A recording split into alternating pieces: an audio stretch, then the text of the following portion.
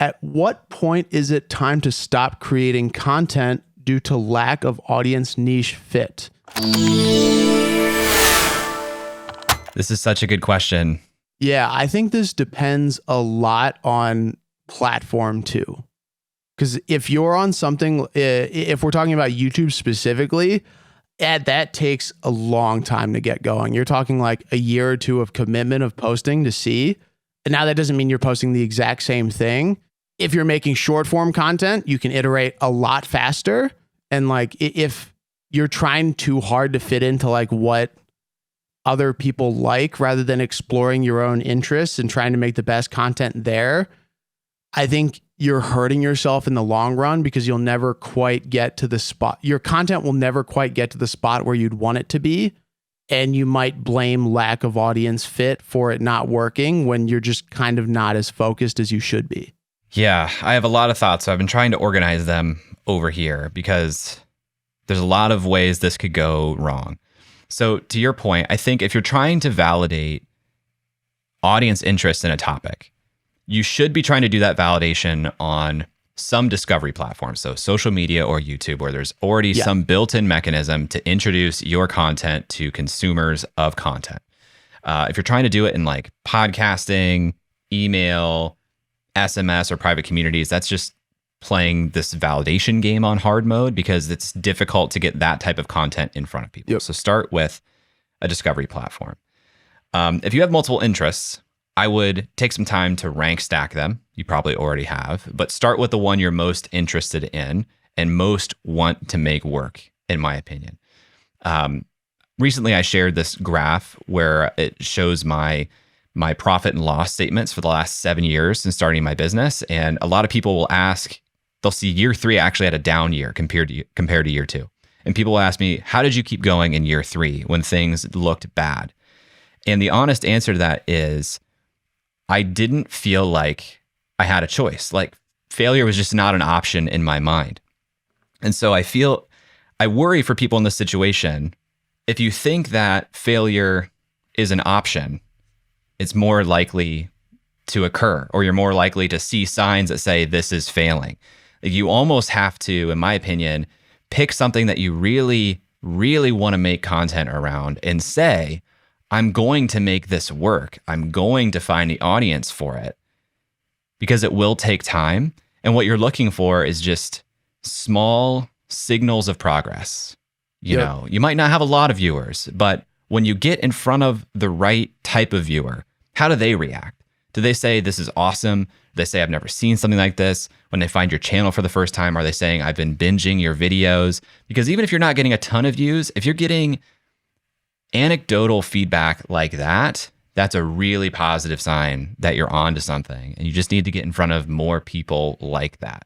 If you're getting in front of people, if you're getting some views and you're not getting any type of like raving feedback to say, this is what I'm looking for, something is still off. And it might just be content quality. You know, it might be you're getting in front of the right people, you have the right idea, but it's just not good enough yet. So there are a lot of these variables.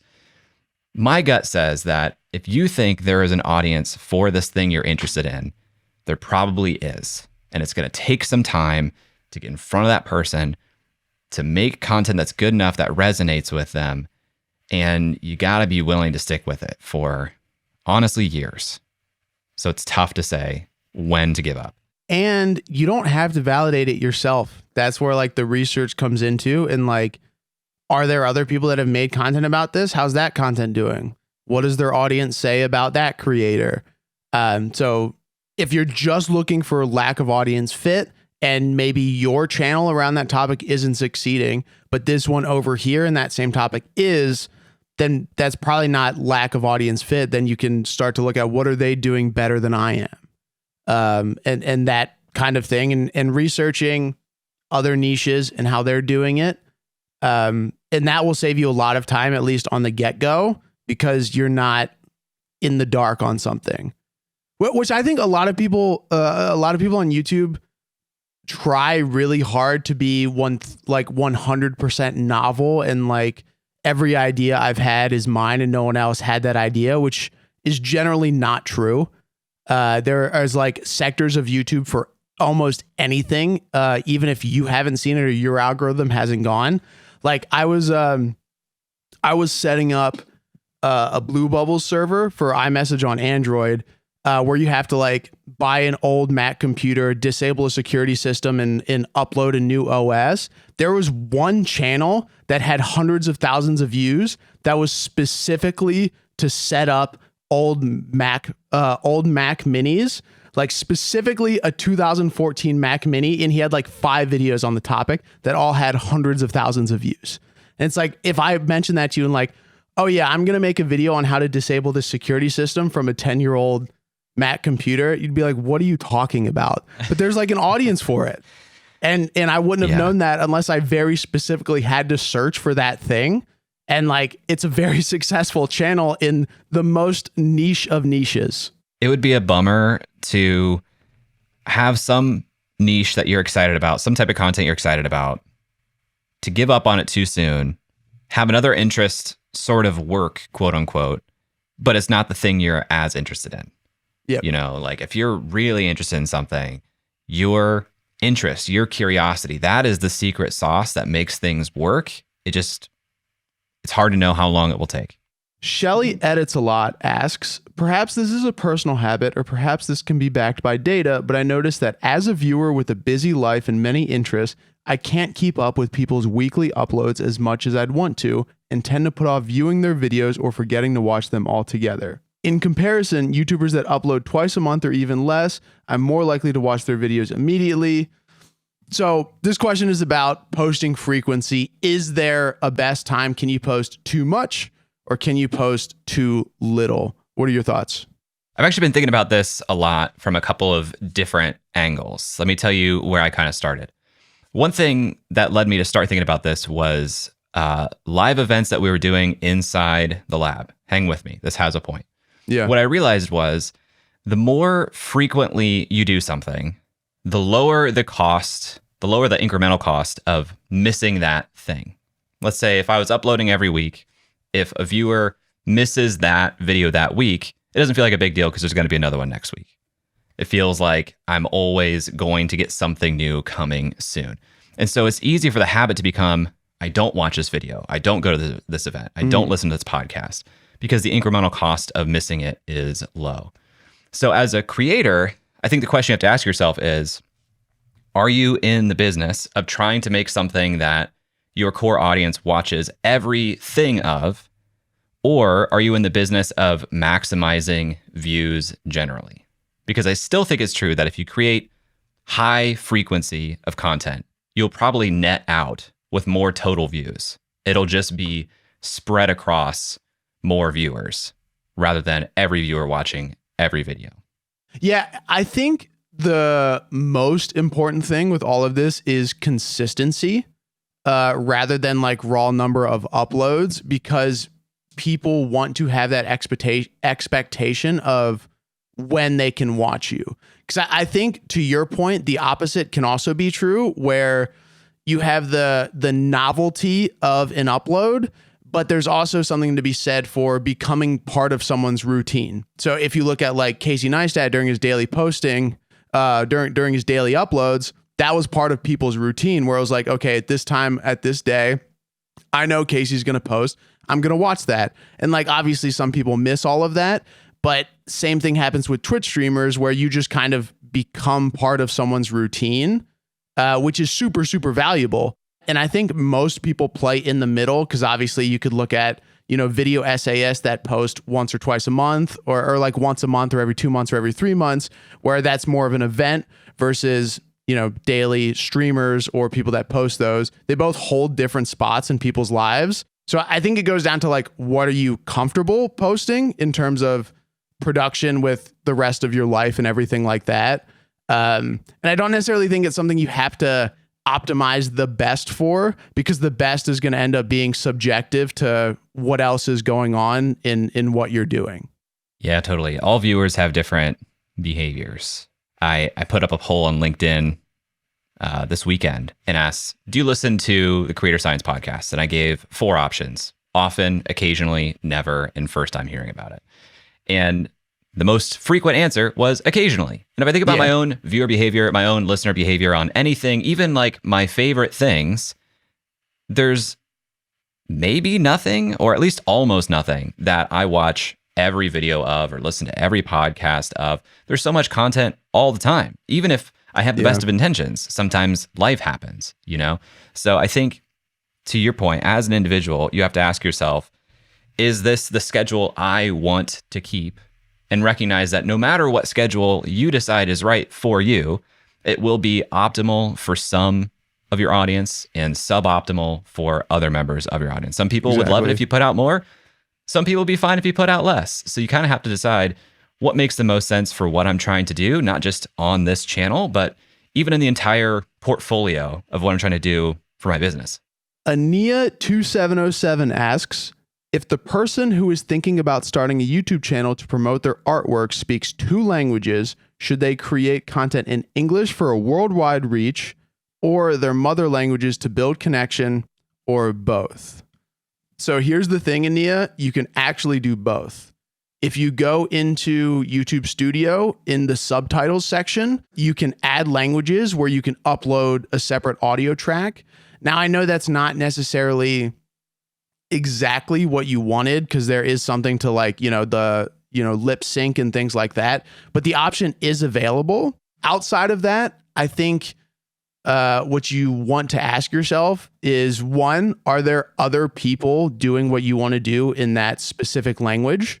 Because that could be a competitive advantage if that section of the audience doesn't have someone that's doing that. Who do you want your audience to be? Like, do you want a broader audience of English speakers, or would you rather have an audience that speaks your mother language? I think it's one of those things where it's like up to you, and there's not really an optimal. I'm sure, whatever your goal of the channel is, you might have a more limited reach if you go a mother language. But the counter to that is, if there's no one else there, if you're Spanish, like there are tons of Spanish YouTubers or anything like that that have massive audiences that obviously I don't know about, because they are, few and far in between in that specific niche, that you might find that success that you wouldn't in an English speaking niche that is more saturated with other options for people to watch. Yeah, I don't have a whole lot to add there other than a couple of points. It's really challenging to maintain 2 channels on YouTube, on any platform. Maintaining 2 channels is super, super difficult. So if the idea of maintaining 2 channels is going to have a negative impact on your feelings about the work, your energy in creating the work, the amount you can upload, then I would probably say decision number 1 is to say, let's just do 1 channel. And then which one you go with, I really think this also ties back to, as you said, Connor, your aspirations. If you want to have that connection, you prefer that better than broad reach, then go with your native tongue, because it's going to be a little bit more authentic. It's going to feel a little bit more real to those people.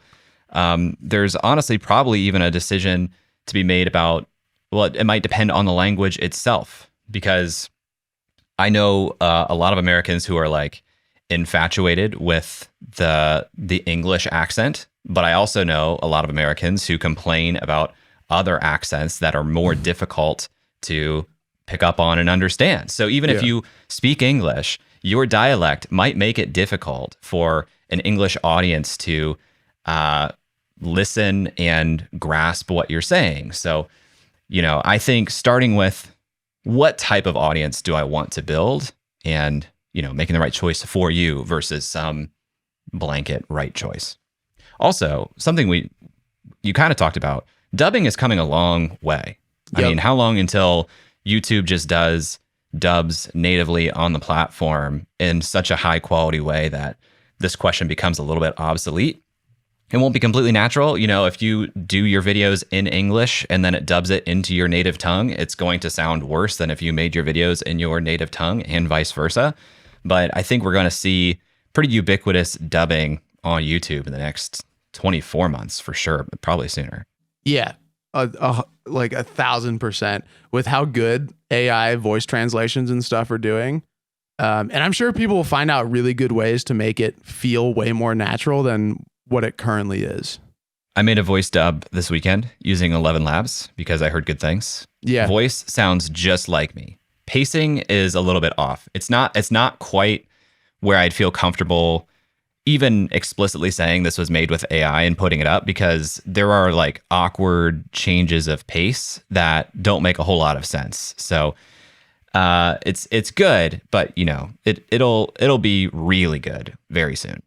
Angry Owl Outdoors asks, I have an outdoor channel, solo camping, gear testing, bushcraft, and primarily make long form averaging around 30 minutes. I take the long form and chop it into shorts, but I'm starting to wonder if I should make a dedicated shorts channel and remove them from my main channel.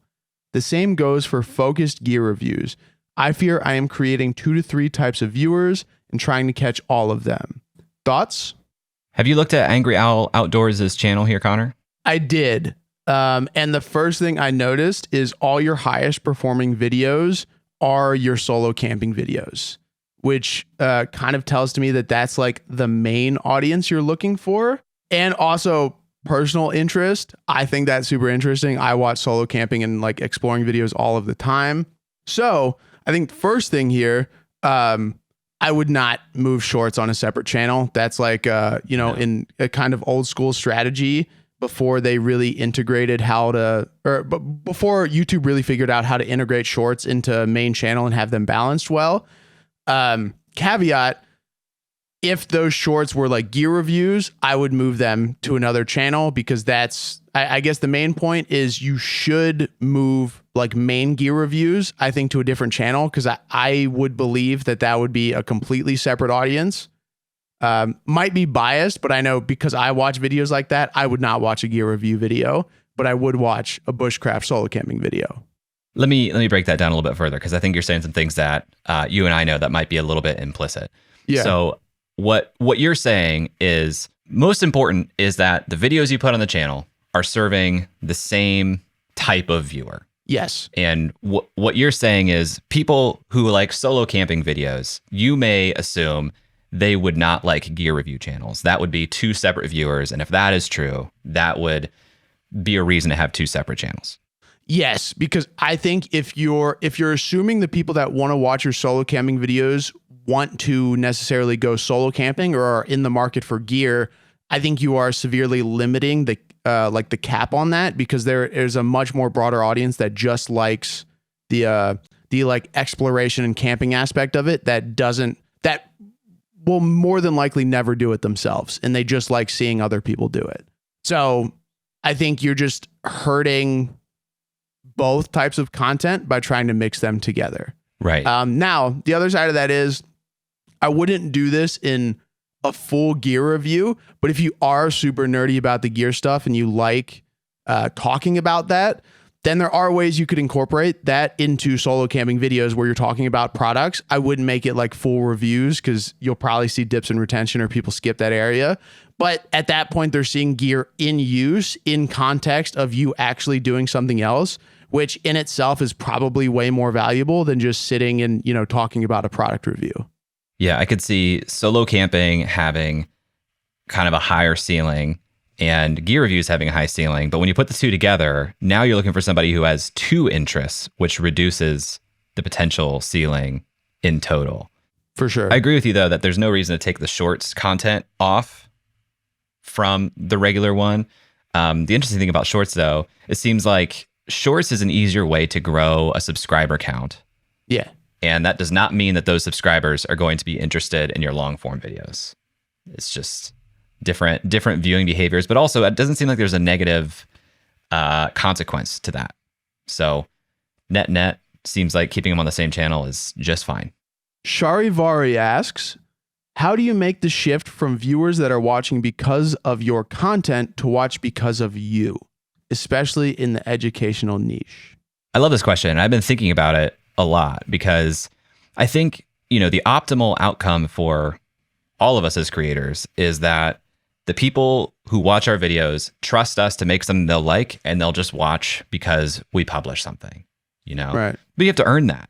You have to earn that, because most of the ways that people find you is because they're looking for something specific and they come across a video where you give them that specific thing. Maybe that's in search, maybe that's in recommended, but you tickle their interest and they say, I'm going to give this person a shot. But that doesn't mean that they're out of the box going to just be a fan of you right away. It probably will take multiple touch points, and this is getting increasingly competitive over time, because how many content creators can we or will we truly be a big fan of just as a person? You know, how many people do you think in your life, Connor, you follow and you watch everything they do just because of who they are? Less than 5 for sure. I was circling around the number 5-ish too. Yeah, because I can only think off the top of my head, I can only think of like 2 channels where I would be like, I'm not going to miss a video. And that's like video essays. So Gift Gas is one of them, and he's a train surfer. I love those types of videos. He uploads like once a month. I know when it's there, I'm going to watch it like almost immediately. And the other one would be video essayists like Jay Aubrey or someone like that, where I know even if I'm not necessarily tuned into like who the video essay is about or anything, I've been watching him for so long, I know I'm going to enjoy it, and there's a lot that goes into it, so I'm not going to miss those. But that developed over time, and it wasn't like as soon as I saw one of his videos, I was like, oh, I'm going to watch every single one. It usually starts with like watching one, you know, maybe binging a couple same night or whatever, depending on length, and then just kind of incorporating that into my life of like, oh, this is going to be good, and so I'm going to watch it no matter what. Totally. I think this is earned over time, and it your viewing frequency of any individual can increase over time, but it's also easy to lose people. You know, I think about a lot with everything I publish, I want to pass the regret test. Like, I don't want to make any regrettable content where somebody says, I believe this would be worth my time. They watch it, they listen to it, they read it, and then ultimately feel like, that was a letdown. That is, you know, if you think about like a health meter in a video game, you kind of want to like fill the health meter with people's positive experience with you. But every time you release something regrettable, it kind of decreases the health meter. So you want to have these consistent positive touch points with people to the point where you do build that level of trust that, hey, I'm going to come just for you. But that's still on an individual level. Like, you could have somebody who will show up just for you. And so you start to feel like, maybe I've earned the trust of my audience and I don't have to be as overt with my packaging and why you should watch this. Yes. But there's going to be so many people who are still new to you who do need that. So, you know, it's a brick by brick game where you're building these super fans who will watch just for you, but there's always going to be someone new who has not crossed that threshold yet. Yeah, you absolutely should not count on people watching just because of you. I think people that have been around a while will kind of fall into that trap, and when content gets stale, and they don't really know what to do because they, you know, rely on a previously built audience, not continually to give the viewers or give new viewers the same reason to watch as they gave the viewers that now just watch for them. And always recognize that the subset of your audience that will watch you because of you is always going to be a smaller part of your overall audience. Like, you're never going to have, you know, 50, 60, 70% of your audience being like, oh, I'm going to watch everything this person does. And that's not bad.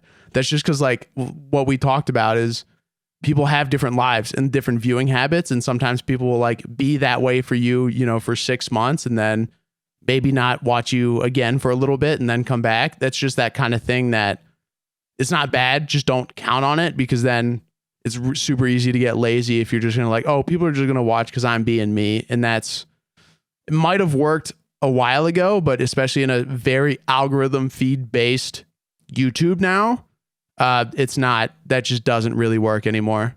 Somebody I think that does a good job of this, or has an audience that often tunes in just for them, is Ollie Abdal. Yeah. But if you look at his channels, he is still really playing the packaging game at a high level. He's used the term sufficiently clickbait with me before, where he talks about like what he thinks about with his packaging. It needs to be like clickbaity enough that people who don't know him yet will still click it, but not so clickbaity that people have this regret factor. But you can see he has 2 other featured channels. One is a podcast, still with his name and face on the cover. Another is something called Appendix, which is just a place that he uploads randomly. And even his Appendix channel has almost 100,000 subscribers. So I think one way to monitor this with your own channel is Let's take our channel for example. Yeah. Right now, when we upload videos, my face is almost never in the thumbnail. Right. Every once in a while, we'll put my face on a thumbnail, and that's a good test of, are people showing up for me or because of our packaging? And if you see like a baseline improvement of views on videos that are packaged around you, that's probably a pretty good sign that you have built some level of loyalty and interest in your audience, in you personally. Yeah. Community posts, I think, are underrated too. Different ways for you to engage with people, just to see, are people responding to you, your name, your face, even outside of hyper packaged videos. Yeah. And I think alongside that, what I was going to say is making sure you have other touch points with your audience. So community tab is one, and, Twitter, Discord, Instagram, email, like any of those things where you're kind of moving people down that, the audience funnel of like new viewer, occasional watcher. And then, what you're talking about is someone who's really watching for you. Like if you're just posting videos, I think that's way harder to do it rather than like giving them other touch points to interact with you. Just to follow up on that, you had a genius line you said one time. You were like, I think there's a way you can measure the strength of somebody's community by looking at their second platform behind YouTube. Yeah. So, especially because you'll notice there's a lot of people that focus solely on YouTube, and that's not being like, that's not bad. Like there's no knock on these creators, but you'll see tons of YouTubers will have several million subscribers, and then you'll go to their Twitter and they'll have like 3,000 followers. And that's totally fine if that's what they want to do and they're not very active on Twitter. But you can see a lot of really good communities because they'll have closer gaps between their main platform and their other ones because people are moving down and want to interact with them in other places. And then the other thing I want to touch on with Ollie, even with his channel that we're talking about, you can still see a variance in like a diehard audience versus a broader audience in his videos, where he'll post one a week in my life vlog, 75K views. That's a pretty good base. And you can tell if you're going to watch an Ollie vlog, you're going to love him, like, and watching for him versus, 3 videos earlier, my honest advice to someone who wants financial freedom, 1.2 million views. So like clearly there's going to be some variance in ideas in who's watching that. And obviously that vlog, Ollie's vlog, isn't for a broader audience. Like that's super intentional. I don't think he's expecting that video to get millions of views. He's posting that as like a relationship deepener, and you can like clearly see that difference in audience there. These are good questions. I like these. Completely Random Interest asks, it's so hard finding a niche I can stick with for a long period of time. I feel like I get sick of everything sooner or later, and there's nothing I'm very passionate about that isn't oversaturated or hard to make videos about. This is kind of an art to content creation. Let me start by saying that the dream of a creator is to make this thing that like checks all of the boxes in your life. You want creative fulfillment. You want financial fulfillment. You want to have fun while doing it. You want to only talk about things that you want to talk about.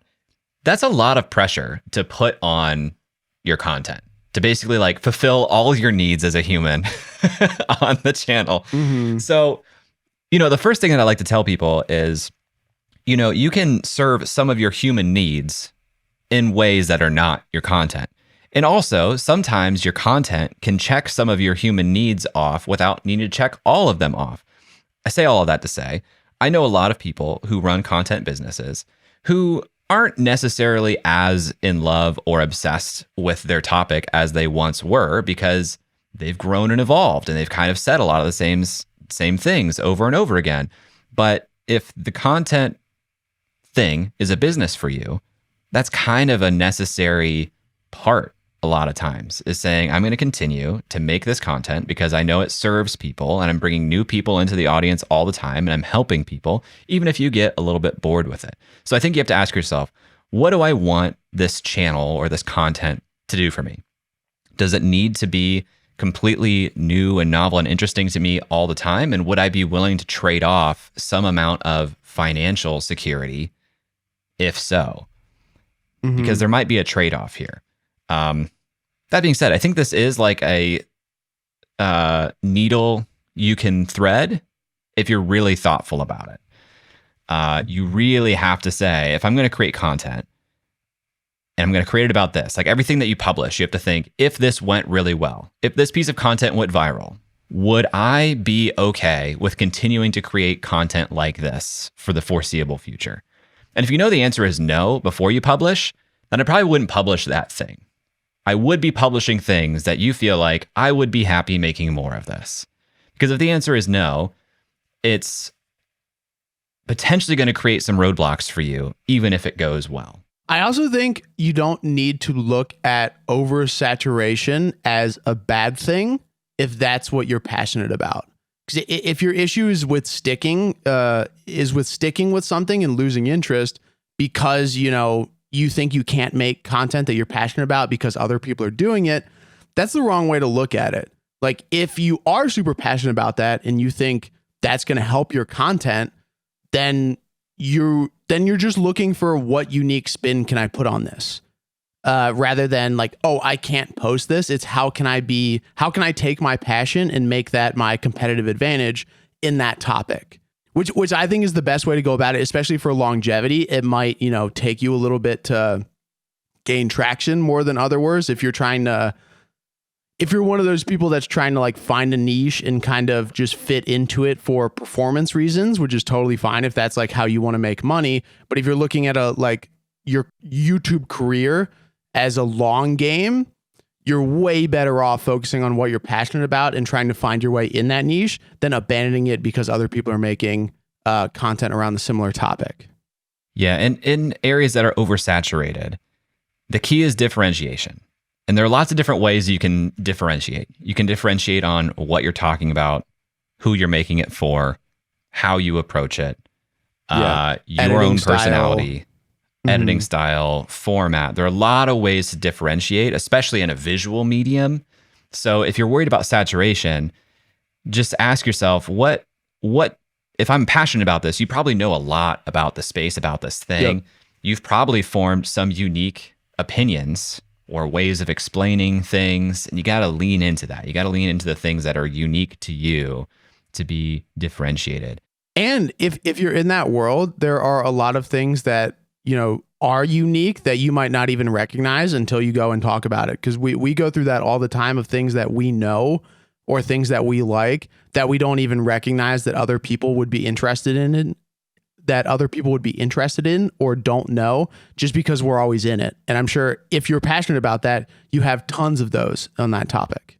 The nice thing about a true niche is that it should be fairly specific. So if you are finding it hard to find a niche that you can stick with for a long time because you get sick of it or you want to try other things, think of it as like a land and expand type of approach. If you are doing this one specific thing and you get a little bit bored, what is like a tangential area that you can explore where it's almost like this chain of like a Venn diagram of interests.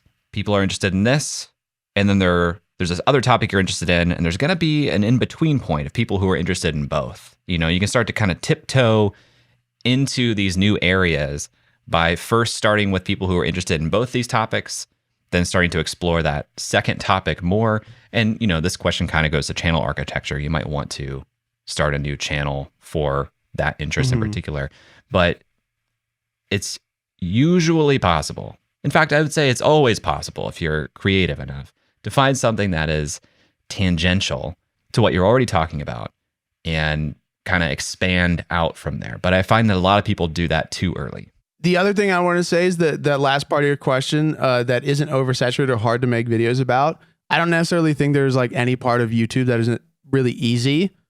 So I also don't think that should be a deterrent. Obviously, within your life, if it's like super resource or labor intensive to do it and you just don't have that time, for sure. But in general, I don't think you're going to find anything easy if you're going to try and build a long career on YouTube. That's not easy at all. And like, there are no shortcuts there. And hard is good because if you solve hard, you're going to have an advantage because other people are also going to see it as hard. So if you solve a hard thing, if you make videos about hard things, it's going to be harder for other people to step in and make similar videos or, outcompete you. Brandon L asks, I've been mainly just trying to create a wide variety of content in different styles so I can later analyze what's working and then do more of that. I've been trying to focus on Instagram because that's where a good portion of my target demographic are at. Is there a master list of Instagram Reels or post format types so I can make sure I'm creating from the whole spectrum of posts I can, so I'm posting a variety of content on a consistent basis, then making plan changes based on data gathered and repeat? I've been kind of winging it, but want to get more intentional and make sure I'm getting the best data to refine my efforts. I don't know of a specific list like this. I bet it exists. It also seems like a great thing for somebody to create, if you're really trying to help people grow on Instagram. I would say there are some like Instagram specific accounts that are worth following. Brock Johnson in particular comes to mind. And if you kind of go down the Brock Johnson rabbit hole, he might be able to point some things out. But what I like to do on this front, this actually is inspired by something Jake Thomas shared in a recent video with us, is to find different niches than your own and see what's going well there. And it's hard, like social media, the internet doesn't want you to burst out of your own bubble that they've put you in. So sometimes the best thing to do is like grab a friend's phone, grab your partner's phone, see what their feed is like, and try to find some accounts that are outside the norm for you to look at what's going on here. Right now, I've been getting a ton of reels in particular for this trend where they'll just say like, this initial owes you a, and it's like pizza, wings, new car. And so I'm seeing all these videos from people in different walks of life who are just like writing an initial on something. And it's opening me up to new places. So you kind of have to like work to initially get outside your bubble, but then the algorithm starts showing you other things outside that bubble. And I think that's the art form here, is intentionally getting outside of your own current feed to find other examples to look at. I have multiple YouTube accounts for that exact reason, where each is kind of tailored and I like to see the differences. I also do this thing where I will go through a night, and my one rule when I'm watching YouTube videos is I cannot have watched a video from that YouTuber before. That's a really good way to find new content and formats that you can go through Instagram and just discover. Go on your Discover page and scroll and kind of see things. The other thing would just be being super aware of your own viewing habits. And I don't know, make a list on Notion or even on just like your notes app if you're watching, and just being like, what format was this thing that I just watched? And just do that. And then you can see, provide performance or whatever. But just being more active on it in your own experience, I think is going to be way more beneficial to you than looking for someone else's list. Because then you're doing it yourself. You're always going to be ahead of people, and you're taking into account like your own viewing habits, which isn't always good because not every viewer is going to look like you. But I think there is some weight to how you feel and how you interact with content, especially in how it influences what you make and how you make things. I think it'd be interesting to start keeping a list of niches or communities that are really passionate. Because if you start creating feeds with those people's content, CrossFit or vegans, or I've actually heard that like Facebook groups full of truckers are really interesting culturally for the memes that they share. So it's finding this group of people who have a really strong sense of identity, and then seeing how are these people talking about it? What type of memes or formats are making it into this subculture that I can pull into my own? Because ultimately you're trying to grow a really strong community built around an identity too. So if you can learn from those tangential communities, that can be really powerful. Ginny Lang asks, what are your thoughts / strategy around different niches performing on different platforms? I'm playing in the outdoor travel space and wonder if I should trade X for Instagram. Focus primarily on writing, but love photography as well. I'm noticing that a lot of other adventures and brands in my niche are not on X. Do you think that's a good thing or a sign to go where the conversations I want to be in are already happening? I didn't used to believe this, but I do actually think that there are patterns in niches and what platforms they're on. There are also exceptions. So, ultimately, if you're like, I love X, this is where I want to create content, I'm not going to tell you to stop doing that, because especially if you're publishing on YouTube as well, you can tell your people, hey, if you want to, have more of a relationship and conversation with me, come find me on X. But I do find that there seems to be much stronger overlap in general between YouTube and Instagram than YouTube and X. And so if you have an audience on YouTube, it's probably more likely that those people are on Instagram than on X. Part of that is just because the audience size of Instagram is, I think it's something like 6x that of X. There are like 6 times as many users on Instagram than, I really want to say Twitter. I say Twitter. Yeah, just call it Twitter. So I think it's probably true that there are more people on Instagram. But if you can't make content that works on Instagram, it's also kind of a waste of time. And written content is hard to make work there. That being said, if you're good at writing, script a short form video, add a good caption to some of your photography. Most of the non-reels content on Instagram doesn't have much reach right now. If you want to play the Instagram game and reach new people, you're probably going to have to make reels. So, you have to ask yourself if that's something you're willing to do. And if you're already on YouTube, then you probably are fine with that. John Canonizato asks, as a new creator, you hear a lot about finding leverage, yet for beginners, finding that elusive leverage is difficult. I suspect when one is early in the career, hustling and jumping at every opportunity is the move until you earn the right to be more focused. That said, how does one balance putting the reps in and building leverage to do less, but with more effectiveness? There's this quote I really like, which is, the expert knows what to ignore. And so in the beginning, you really have to try a lot of things to find what is worthwhile and worth your time. Leverage is a lot of small decisions and small changes to say, I know exactly where to press to get the most out of my effort. And that changes all the time based on, the whole world and culture and climate. So you only find where to press by pressing a bunch of places and figuring out, okay, this gave me more juice from the squeeze. So I agree with you, John, that in the beginning, it is a lot of hustling. It's a lot of testing. It's a lot of trying things. And as you're trying things, you're just naturally going to identify, oh, that was a much better use of my time than this thing over here. And that's the beginning of leverage. I think leverage is earned. Leverage is learned through experience. And honestly, a lot of leverage is also scale. A lot of leverage for a creator comes from the size of your audience, the amount of trust they have in you, and that is built over time. There's just no way around it. And if you are in the more educational side of making content, leverage coming from experience doesn't have to be from like content experience. Obviously, if you're a seasoned lawyer in, a specific type of law, that's your leverage. Because especially on YouTube, a lot of the leverage in getting the lift and getting your video seen is going to be idea and packaging.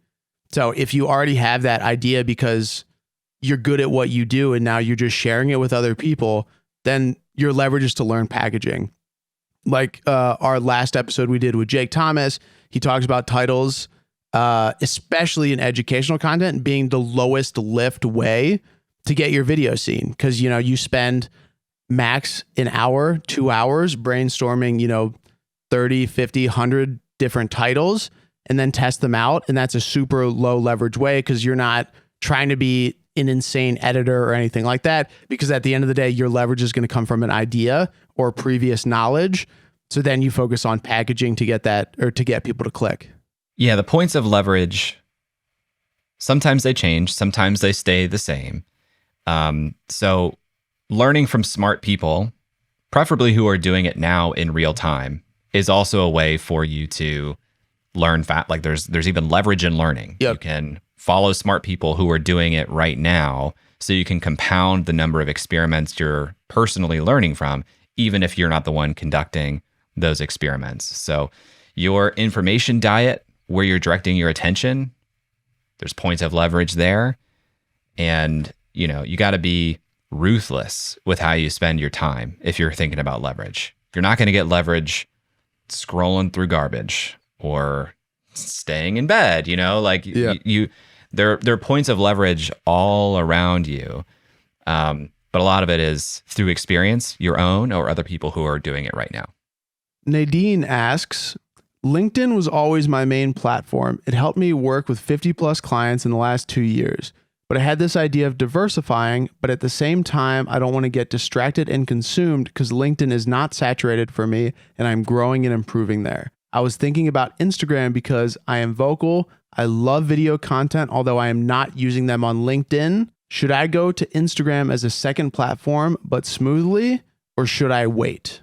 Diversifying platforms is one of the biggest, most expensive mistakes people make too early. Let me start there because it's a huge resource draw on your time, on your attention, potentially even your budget, depending on how you're going to make this stuff. So I'm glad you're thinking about this intentionally, Nadine, because this is a big question. It's a big decision.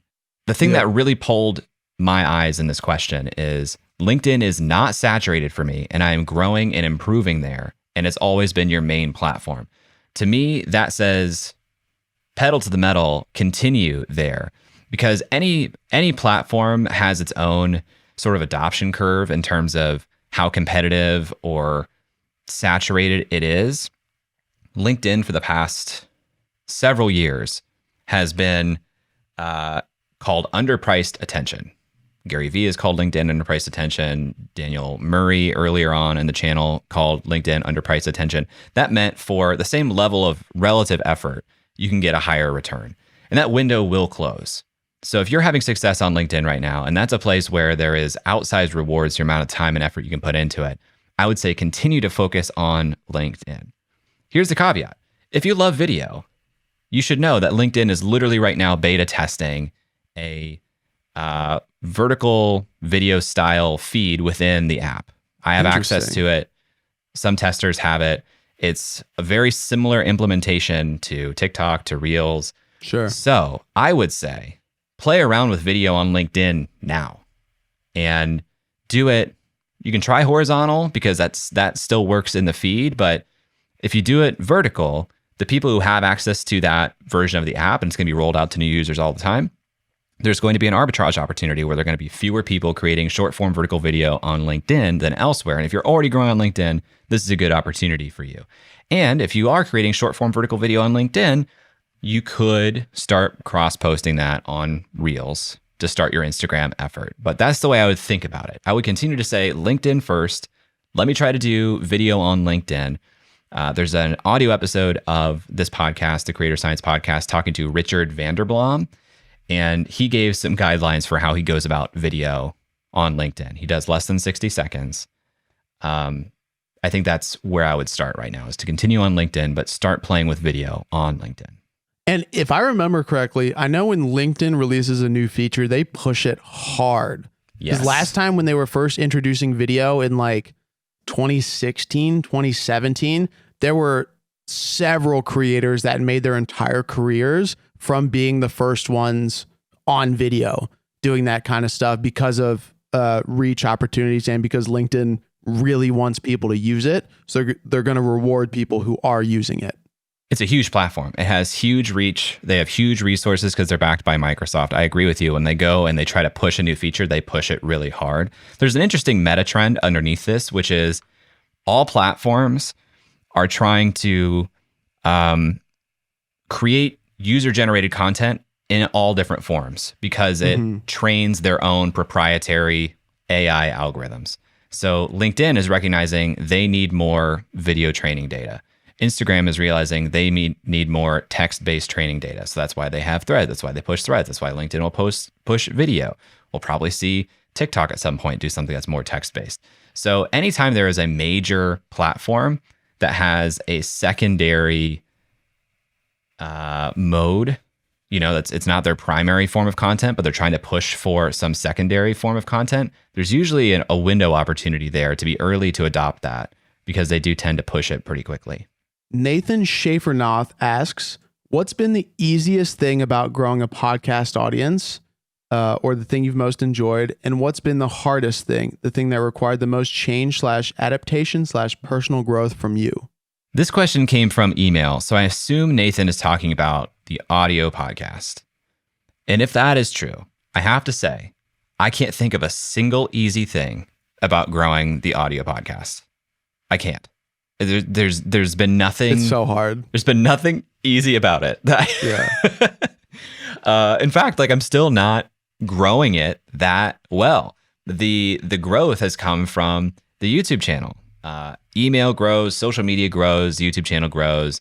The podcast audience, I see growth on Apple Podcasts. I see growth on Spotify. So I know there is organic growth there, but it is slow, my friend. It is so slow, so difficult. That being said, I think it's actually where there might be the highest upside if you are a winner in podcasting, because the revenue opportunities there are crazy. If you have people listening to you in audio for 60 hours a week, we'll call it, that is a high trust relationship. Yeah. That is more valuable than anything else. So the effort is worth it if you want to be a podcaster. If you don't have interest in being a great podcaster, don't do podcasting. Don't get started because it's really, really difficult. But if you want to be a great podcaster, it's worth the long-term effort. The hardest thing is growth. The hardest thing is getting people to click play the first time. And some recent data I saw said you actually need somebody to listen to 3 episodes before they become a regular listener. Interesting. Podcast retention is really difficult. I did some research with my friend Chris Hutchins, with my friend Jeremy Enns. We looked at retention data according to Chartable in podcasting, and it's just really underestimated how bad retention generally is episode to episode. And it makes sense when you think about your own listening behavior. There's so many podcast episodes. You probably scroll your feed, see what's interesting, you listen to that episode, and you probably miss even your favorite podcasts several times a month, certainly several times a year. So it's just difficult to retain listeners in podcasting when you're competing for the same listening time with people like Conan O'Brien and Dax Shepard and the Smartless guys. Why would I spend an hour on your podcast when I could spend an hour with a super highly produced show with literal performance professionals? All right, we're going to end with a little existential question. Dear Marcy asks, are you happy? Everything is fine. You can live a good life, but why do you keep moving forward? What's your purpose in life? You are today's Napoleon Hill. After interviewing so many successful creators, what's your version of Think and Grow Rich? How is this question supposed to make me feel? It's a great question for a Monday morning. To be honest, like the immediate response was like, oh, how much time you got? Most days, yes, I definitely feel happy. But also a lot of days I feel very stressed. Yeah. I think the life of a content creator, depending on your frequency and how much you're creating, I think it's very common to feel at least a refrigerator hum level of anxiety just all the time. Yep. Because basically your job is to hit deadlines, and those are frequent, sometimes pretty intense deadlines. And anyone who's ever been under a deadline knows the stress that can be caused by a deadline. And content creators are basically saying like, I'm signing up for, I literally probably have like a dozen deadlines per week. So that's pretty intense. And if you don't know how to cope with that, that can be pretty difficult. So I think the journey for me has been a lot of how do I identify sources of stress and make choices to alleviate those stressors?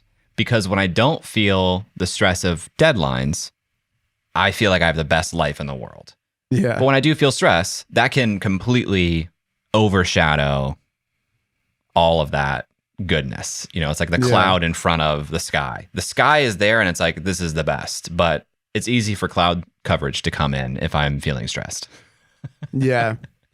What would you say is your purpose? Second part of the question.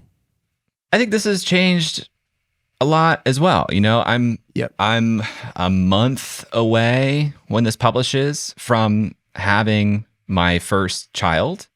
And so like, I find that my purpose is rapidly changing.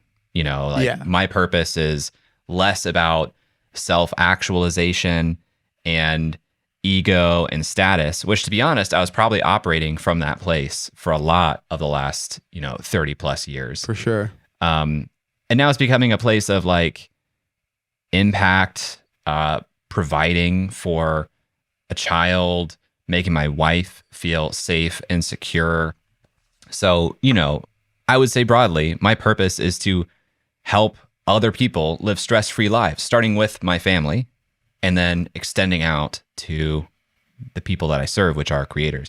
I've actually been jamming on this a lot lately. I feel like if there is one thing I could promise to a creator to provide with my content, with my products, it would be a lower stress existence as a creator. Nice. How about you, Connor? Are you happy? I would say I'm happier now than previously. I don't really know if there's a destination, but I think over the last couple years, and especially since we started working together, my purpose and happiness has kind of evolved, where I used to look at things super black and white on like, if there's, a bad situation or whatever, then everything's bad and that everything sucks. And I don't know, over the past, 2 years, from like a lot of personal development, therapy and things like that, I've started to come around to the idea of like, not everything is always going to be good. And you have to take those little things. And my purpose has sort of evolved into like, I think a lot of the purpose of life is side quests, and not necessarily like, oh, I'm going to do this one thing and that's going to be me, but it's going to be supporting, friends and kind of building a bubble for you and loved ones that kind of insulates them from how like awful and harsh the world can be. Cause it is, depending on money situations or health situations. So that's, whatever it is. And like doing little things, like taking trips to see friends, making sure you're in people's lives, I think is very important. That we get super caught up in work, especially in content creation, because you can never turn it off. There's zero off button when you have deadlines to hit. You can always be doing more because there's not structured hours.